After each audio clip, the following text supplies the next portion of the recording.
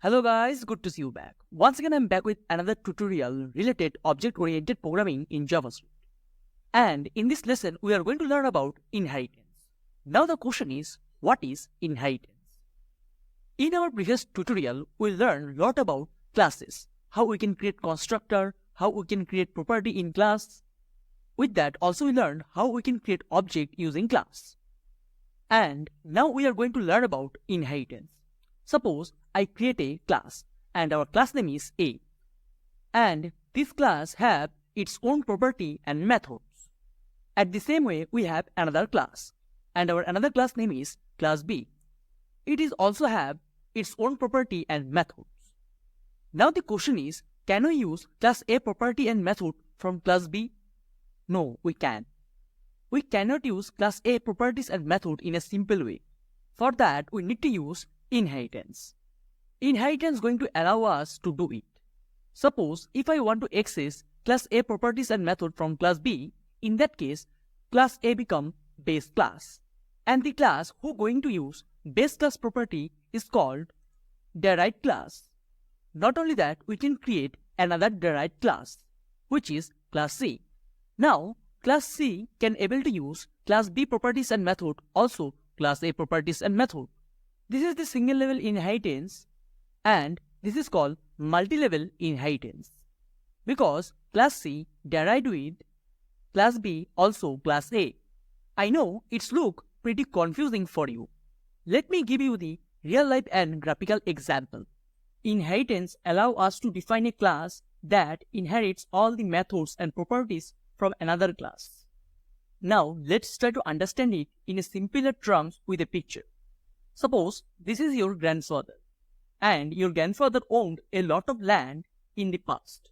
So at object-oriented term, we can call your grandfather grandparent class. And then he decide to give all the lands to his son, means your father. I want to say your father get property from your grandfather. But your father himself owned lot of properties. Your father bought many shares. So your father now owns two type of properties.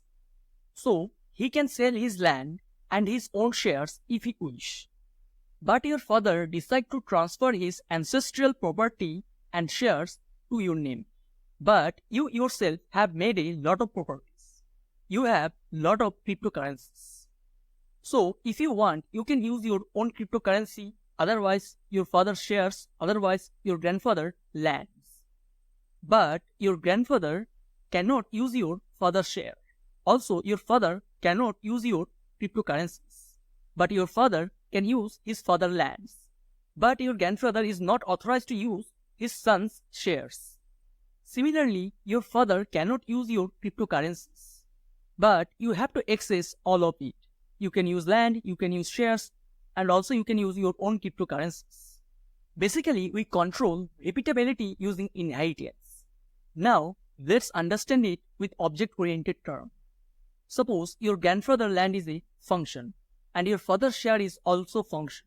So you don't need to type both the function in your child class. You can access it when you want.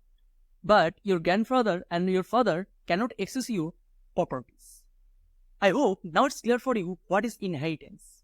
I have tried to explain you in a very simple way. Now, let me show you this syntax, how it works. Suppose I have a class which is fruits.